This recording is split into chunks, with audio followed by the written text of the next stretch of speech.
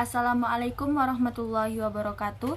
Perkenalkan, saya Juita Rahmi dengan NIM 2204560 dari Prodi Pendidikan Geografi Departemen Geografi Fakultas Ilmu Sosial Universitas Negeri Padang. Baiklah, di sini saya akan menjelaskan mengenai pemahaman konsep kewirausahaan yang terdiri dari beberapa poin, di antaranya poin yang pertama mengenai definisi wirausaha.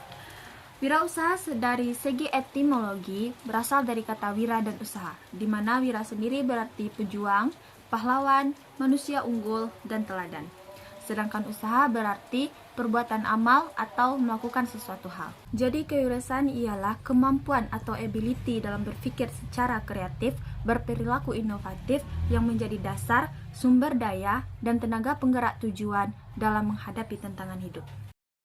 Ada 4 cara dalam memulai usaha atau memasuki dunia wirausaha. Yang pertama ialah starting, yaitu memulai usaha baru. Yang kedua, memasuki usaha keluarga. Dan yang ketiga, franchising, yaitu kerjasama dengan manajemen lainnya. Dan yang keempat ialah buying, membeli perusahaan orang lain. Selanjutnya kita akan membahas mengenai karakteristik wirausaha. Karakteristik ialah ciri atau watak dari suatu hal yang muncul secara teratur sehingga tingkah laku menjadi lebih konsisten dan lebih mudah dipahami. Sedangkan ciri kewirausahaan sendiri atau karakteristik dari wirausaha sendiri ialah tingkah laku yang ada pada dirinya yang menentukan apakah dirinya seorang wirausahawan sejati atau tidak.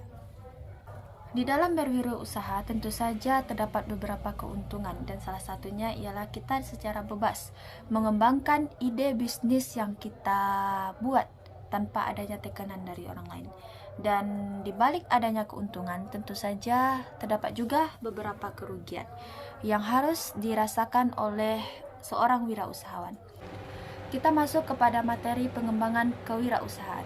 Sebelum itu, kita tentu harus mengetahui apa itu usaha. Usaha ialah melakukan kegiatan secara tetap dan terus-menerus dengan tujuan untuk memperoleh keuntungan, baik dilakukan secara perorangan ataupun badan usaha yang berbentuk hukum dan tidak berbentuk hukum yang didirikan atau berkedudukan di suatu daerah dalam suatu negara. Ada beberapa tahapan dalam mengembangkan usaha, di antaranya tentu saja yang pertama kita harus memiliki ide usaha. Setelah kita memiliki ide, kita akan melakukan penyaringan terhadap ide tersebut. Setelah kita melakukan penyaringan, kita akan melakukan business plan, yaitu perencanaan dalam usaha tersebut dari ide tersebut. Setelah kita mendapatkan perencanaannya, lalu kita akan mengimplementasikan bagaimana usaha tersebut berjalan. Setelah usaha berjalan, kita akan melakukan pengendalian dalam usaha tersebut. Selanjutnya kita masuk kepada materi karakteristik wirausaha. Sebagai seorang wirausahawan tentu kita harus memiliki karakteristik. Yang pertama, karakteristik sebagai pemimpin pasar atau market leader. Ia harus memiliki sifat yang agresif dalam mempertahankan pasarnya. Yang kedua, ia harus mempertahankan dan tidak terlalu agresif. Dan yang ketiga, ia tidak boleh berpikir bahwa pasar yang sukses kedepannya tidak akan memiliki tantangan. Selanjutnya, strategi untuk yang bukan pemimpin pasar. Ia harus bersifat agresif dan menunjukkan kompetensi terbaiknya untuk bersaing di dalam pasar.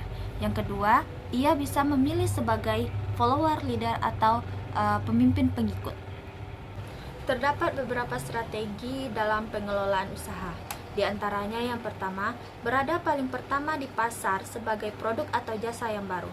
Yang kedua, posisikan produk atau jasa baru tersebut pada relung pasar yang tidak terlayani. Yang ketiga, fokuskan produk atau jasa baru tersebut pada relung pasar yang relatif kecil namun bisa bertahan. Yang keempat, mengubah karakteristik produk, pasar atau industri.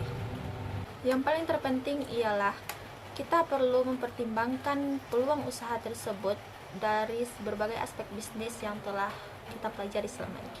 Baiklah, sekian presentasi dari saya.